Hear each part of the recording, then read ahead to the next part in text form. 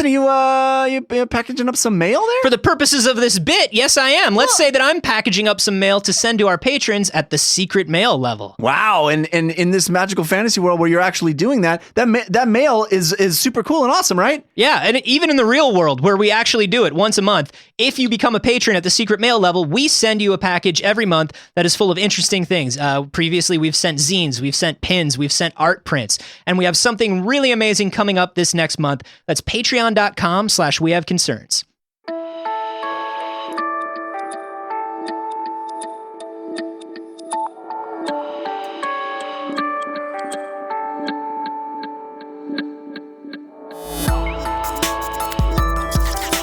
Should you buy it? I don't fucking know. I don't fucking know. Who knows? I bought it. Am I like, yeah, I bought it? I don't know. Who knows? I can't tell you your life. This is We Have Concerns. Hi, Jeff Cannata. Hi, Anthony Carboni. Hello, concerned citizens. Do you remember, Anthony, when we talked about tiny brains? We talked about tiny brains a while back. Tell me, we're making tiny brains. We're making tiny human brains in petri dishes. Collect them all. They come blind box. There's a rare chase variant. You got to get them all. You got to get the special gold foil brains. Mm-hmm. Oh, those are so sweet and so collectible. Oh, they're going to be worth so much in 20 years. You want to get those mint condition. Yeah. Because they deteriorate rapidly. No, we are creating tiny human brains in petri dishes, and we're using them to do all kinds of research, Alzheimer's research, any kind of brain disease that we wouldn't want to actually inflict on a creature, a human being. We can inflict on these tiny little brains in a jar, and then see if we can treat it. It's an amazing thing. Plus, you can hook a speaker up to the jar, and then you can talk to the brain, and the brain just tells you to kill it over and over again. It just screams and screams. Is this life? It keeps saying. Is this what life is? Why am I? Why am I? Yeah. Yeah. So science is cool. But guess what? By the time you hear this episode, this will already have happened. On November 11th, my army of tiny brains will have gone out into the world. There's nothing you can do to stop it now. It will have already happened. What? John Contraba? That's right. You didn't think it would be me, but it is. I got through your laser grid by taking on the jumpsuit of one of your lackeys. You're wearing your shoes on the wrong feet, Contraba. All part of the plan. Well, Dr. Death. I mean, the army's already out there, so I don't know what you're doing here. I'm here to stop the master brain that controls all the tiny brains. That's not how brains work. That's not. Nah. But they're not connected to your. How did you already spill soup on that jumpsuit? I was hungry and I needed some soup. But you came in here and started talking to me without soup stains on you. Well, sometimes I get a little lightheaded. I'm hypoglycemic, so I need to have John Contraba, sci-fi hero. But by the time November 11th in Washington D.C. this weekend, the Society for Neuroscience is having an event, and at that event, scientists who've been working with tiny brains are going to make a presentation detailing. They released this in advance to sort of quell the shock in the crowd, perhaps. They're hyping it up. They are going to release a report that says that they took those tiny brains that were previously in petri dishes and jars, and we're putting them in rats. We are, or we have been? We have been. Okay. How long have we been? A while now. Okay. And it turns out human brains can exist in rats pretty good. Well, that's why we always did studies on rats and mice, is because we knew, or we theorized, or we saw that their brains are very similar, structurally similar. That's right. To a human brain, more simpler, certainly, but same structure, same sort of general. Now we can just put a human brain right in there. Just swap it out. Just swap it right out. It's kind of a big deal. Get yourself an illegal racing rat. Swap out that stock brain and put in like a supercharged human brain. Get rid of the brain limiter. Yeah. So you can really crank that baby up. Put a little NOS in that rat. Just hit the NOS button when you want to go faster. When you want it to really think. We managed to get it connected to the animal's circulatory and nervous system. We got blood to this thing, and it survived in the rat host for multiple months. Months of human brain in rat. Okay. Months. Here are the questions that pop into my head. Oh, lots of questions. Survived for months, and then what? Then we killed them. Okay, so they would have kept surviving. We think everybody got scared. Because they just started like, there was something behind their eyes. Right. And it was darkness. A human brain.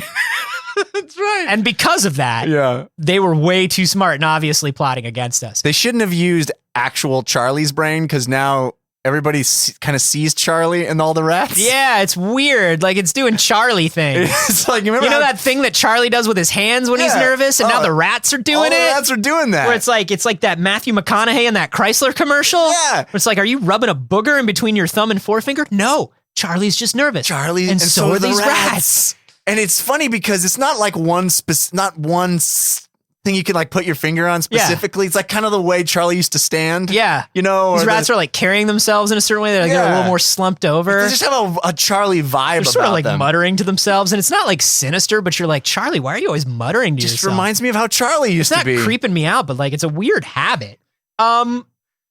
So how do we get these human brains in there? Is it like you scoop out rat brain and connect human brain to some cabling? This is kind of a stem cell like situation. They're called organoids. They're tiny little. I used to sink so many quarters into organoid. Oh man, organoid is hard with the trackball control. And the trackball was like broken in so many different pizza places. Oh yeah, and you're just trying. Kids ask your parents about Organoid. It was a great game. Organoid was the shareware downloadable porn version of Arkanoid. It was just he just had a penis going back and forth. You know, I think that is actually true. I think it actually was called Organoid. Wait, is this real? There was definitely a penis version of Arkanoid that I remember as a shareware game. And what were the blocks? I think it may have been called Organoid. Wait, were the blocks still blocks, or what were they? I think they were like pink fleshy things, and you shot, little semen squirts. Organoid. I think that is actually real. If you can imagine it, it's real. That's the rule. Anyway, this is not that. These are tiny little clumps of cells that are human brain, and you can kind of they pulse with electrical activity. Sure. That animates actual brains. Not spooky. And not spooky at all. And we have not only been able to develop just the sort of core brain goo, we've actually been able to develop 6 layers of the human cortex. So these are the regions responsible for thought, speech, judgment, other advanced cognitive functions. Right. All in a petri dish. But tiny in a petri dish. Tiny in a petri dish. They're lentil size. And then we take this lentil and we place it just gently on top of rat brain. Yeah, it's like, have you ever been to the carnival? Or we cut away a section of rat brain and graft it on? What do we do? If you've been to the carnival and you have the thing where you're trying to throw the thing into the tiny hole and you can win a prize. It's like that, except what you're throwing is a tiny brain, and the hole is in a rat. Sure. But really, how do we do it? We just slice the thing open, we graft it to the thing, we try to get it to connect to the circulatory system so the cells can continue to survive, and we achieved that. Now, when that happens, as rat cells sort of die and get replaced by new cells, are those new cells distinctly human? Are they still rat cells? I think that the idea here is that the cells, that this is sort of an autonomous unit that is fed through the vascular and circulatory system. Okay, so this is not affecting the rest of the rat's brain. This is a secondary brain that's just in there, and it's like, I'm not clear if they remove the rat's brain. I mean, I don't think they're removing the rat's entire brain, but I guess what I'm asking is, does this human section of the brain work in concert with the rat section of the brain? Well, it's not working necessarily. Like, we don't have any evidence that it's thinking or doing anything. It's surviving. Gotcha. Which is the first step to getting it to behave like a brain and think. To take over the rat's body. So this is the point at which everybody's getting scared. Yeah. So the whole point of this thing that's happening on November 11th, or has happened when you hear this, is and it's too late to everybody change going, it now. what should we do? What's the ethics on this? Because if we right now, the reason this is kind of fucked up too. The reason we can do shit to rats and mice in the laboratory, maim them, kill them, rip their brains out, is because we're bigger and smarter than them and we'll do what we want. Exactly. Because they are not human. Right. At what point does putting enough human brain in them make them human enough that we have to care about them? Well, now here comes something interesting, right, Jeff? Because here come all the questions. Would a smaller human brain that has the same structure as a human brain, but vastly fewer cells, vastly fewer, just tinier, right? Right. You're talking about an embryo. Certainly, right? brain size isn't everything, but the larger a brain is, the more complex it can be. Right. So, is a human brain that is made tiny enough to fit into a rat? How complex is it? How do these rats have human emotions now, or is it like a tinier sort of subset of that? Well, that's one of the big questions, right? Because and how do we test that? The rat brain is 1,000th the volume of a human brain. Oh my God, I'm smarter than every rat. Dude. You are 1,000 times smarter. God, at least. Yeah. I'll beat any rat in anything except the spreading of rabies.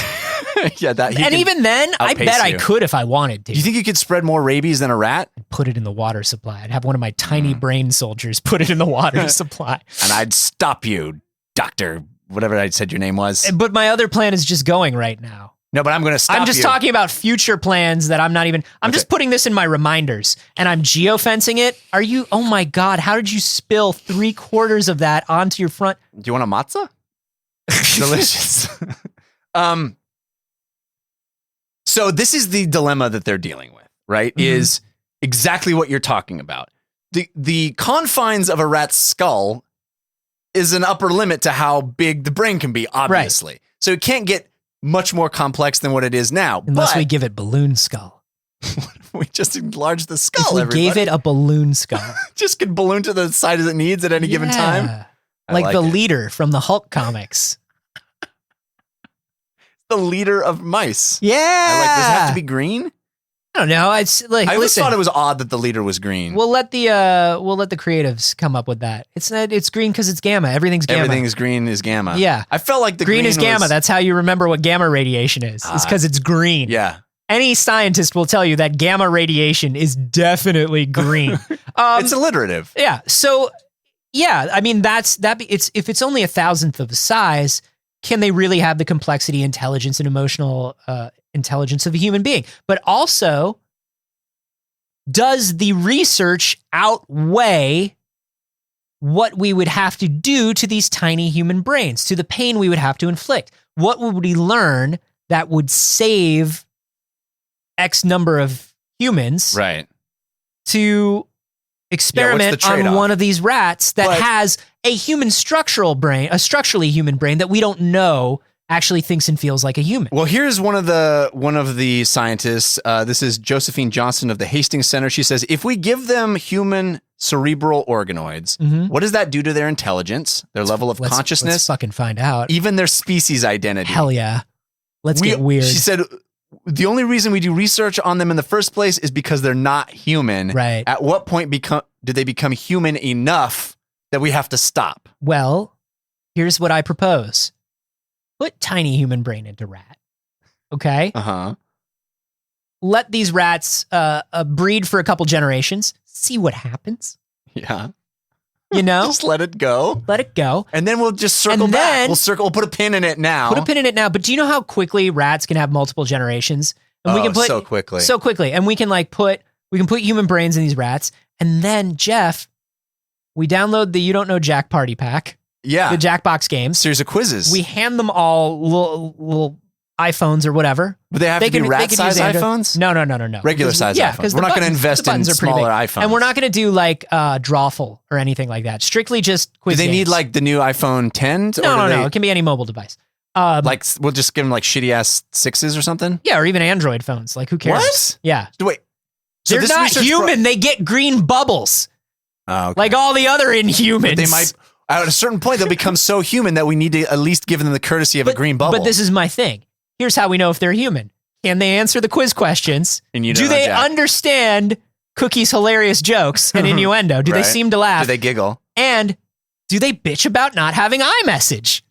That would really be the telling one. I mean, honestly, I really do think the way we know is we put a human brain into one of these rats, give it some tests of emotional and intellectual intelligence, and then see. But we see what this rat is like. Those tests are inconclusive. Like we don't know. We've talked all the time on this show about the debates about emotional intelligence in animals in general. Yeah. Like we have really shitty ways of determining whether or not these things. But now it's got human brain and we see how those answers change and how those results change. Yes. That's really terrifying. Yeah, but it's cool. Because then you have smart animals. Yeah, we're gonna have. Imagine solving crimes with your dog that can talk to you. Oh, now you're talking, right? Yeah, but also now it's all worth it. But also, we're gonna have to do a lot of painful brain cancer research on other animals that are just as smart. Does it give me the dog that can solve crimes? Yes. Is the crime killing a lot of things in the name of cancer research? No, that's the one thing the dog can't solve, and it's going to haunt it until its dying day.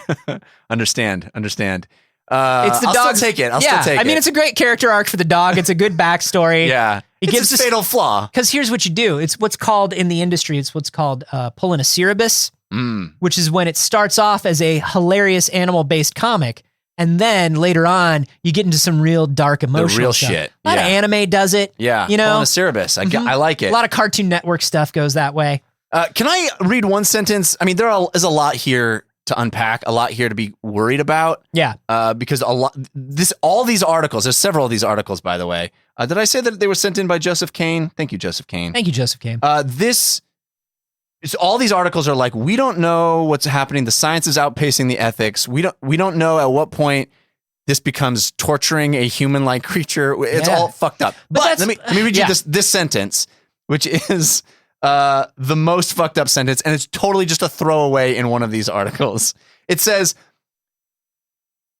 though they're not alive in the same sense that you and I are, these brains grow and are organized into different layers like our brains are. They even react in similar ways to stimuli like psychedelic drugs. Dude, I just want to get high with my dog. They're giving drugs to human brains inside rats. It's not responsible right now to trip with my dog, but if my dog was smart enough to make that decision for himself. We are fucking up human brains that aren't even in humans. That's how insane. They're like, we made a brain. What should we do to it? Let's fuck it up. Let's party. Wild boys. Wild boys, these motherfuckers. Fucking wild brains. Wild brains with a Z. Wild brains with a Z.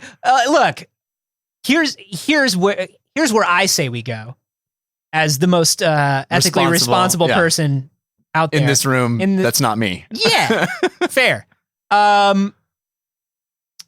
Look, I say put the human brain into a rat. Mm-hmm. Into, well, not just one, because you can't just do one. Get put it into all the rats. And then show them my indoctrination videos. No, put them into a bunch of rats, put them into a decent size sample, like a decent sample size. And before you do any crazy brain disease or pain experiments or anything like that, just observe behavioral and intellectual changes in these rats. Give them the standard mental tests that we give rats. Without the pain, pain stuff. You know how we're constantly giving mental tests to rats? But we do behavioral tests all the time, right? Hit the right button, get a pellet of food. Right. All this stuff. Don't give me rabies and I'll respect you more. Yeah. So, give them behavioral and intelligence tests, give them whatever kind of emotional tests we can, and just observe. Wouldn't this be the most fucked up thing, Anthony? Let the science catch up to the ethics. Okay, but what if, in your scenario, we do that, and we realize that all of this work we did to fucking fix Alzheimer's and worry about traumatic brain injury, we created a group of test subjects that we can't even test on now because they're enough human-like that they'll experience misery and agony and pain. Right. So here's what's up. Now that's when we reach the setback, right? If we see this, that's the setback. We know that we can't do that. We can't test in that way. We created fodder, and we can't even use our fodder as fodder. Yeah, but it's like so easy, and it's just a group of rats. So now we find another. Now we got to create like rat housing and some sort of rat subsidy program. How long do you think rats live? I don't know, like 30, 40 years. Like 70, 80 years. But if we know that it makes putting these brains into animals they don't live long doesn't mean they don't need housing. Makes them too human, then we know that we can't do that. And we have to find another way to use these. We have to find another animal to humanize. We have to find another way to test these organoids, right? Okay, so what if we put tiny brains in a rat and it becomes super intelligent rat? What makes us think that it's sitting in a petri dish isn't doing the same thing? Well, that's a real bummer, right? That's the next question we have to ask. But that's what I'm saying is like the reason they're like, oh no, the science is going too fast for the ethics is because when something like this happens, we don't stop to consider and observe the ethics. Do not stop. And that's the thing is they're like, therein lies the bummer. This science is moving too fast for the ethics. We either keep going or we stop entirely. No, that's what scientists say when they're afraid to find out the ethics of what they're doing. Yeah. Now it's time to put these things into rats and just let those rats live and observe them and see what the ethics are. And if it makes it hard for us to continue this experimentation, that's something that we have to look at and face and then figure out. And then let China do it. And then just keep letting China do it until they overtake us in everything. Is that what you want? Now scar that rat. Hurt the rat. Hurt the rat or China wins. Is that what you want, science? Oh. This is intense. Yeah. Life's intense, buddy. Saddle up. Life's and I'm not talking to you. I'm talking to these rats. Yeah, that's right. Because they don't know yet, but they're gonna. They're gonna realize real quick. Oh, man. They're all gonna feel like Charlie. I personally feel, and this is what's kind of interesting about sort of people who are animal activists already versus people who are coming to this now is like, I have made my peace already as like vegetarian animal activist guy. I have made my peace with the fact that we're going to hurt animals to do science that's going to help people and animals. Right. And there is a certain amount of that we have to do. And I've made that peace. It's a weird line. But nobody thinks about it. Yeah, nobody thinks about it. But even the like saying it outright, it's like the reason we can experiment on them is because they're not humans. It's like, well, but that's still fucked up, kind of. I honestly believe that they have emotional intelligence and they feel pain, and what we're doing to them is it's crazy and it's rough. And every time I read one of these breakthroughs, I'm like, we did it. It fucking sucks that we did it to these mice, and we did it. You know what I mean? And now it's so funny that putting a human brain in it makes people go, oh shit, what if they think and feel? Yeah, they do. They do, asshole. They do. They do. And now they think and feel like but you. like me. Yeah. How do you feel about this? Are you gung-ho for this? Are you like me where you're like, let's try it out? Does this scare you? Do you think we can never put these brains into these things? Like, do you think we stop now? Do you want to solve crimes with your pet? I mean, listen, and you have to do both. You can't choose one or the other. Let us know on Twitter. I'm at @Carboni. I'm at Jeff Canada. And you can hashtag that crime solving dog with no G on solving. Crime solving dog. There you go. And hey, if you have not yet or haven't recently, why don't you head on over to that iTunes? Oh, or iTunes? Yeah, or wherever you listen to podcasts. It doesn't have to be in iTunes. It could be wherever.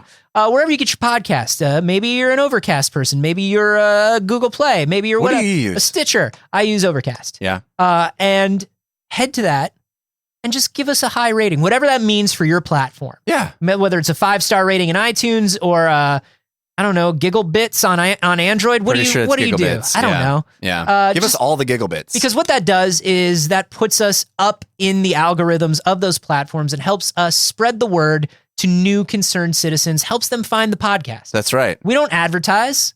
We don't know how to do that. How does advertising work? You, listener, are our tiny brain army, and we're trying to send you out into the world. Let me put you into little jars to poison the water supply that is the internet. That's all I want. No one can stop us. It would really mean a lot if you would let me poison the water supply that is the internet.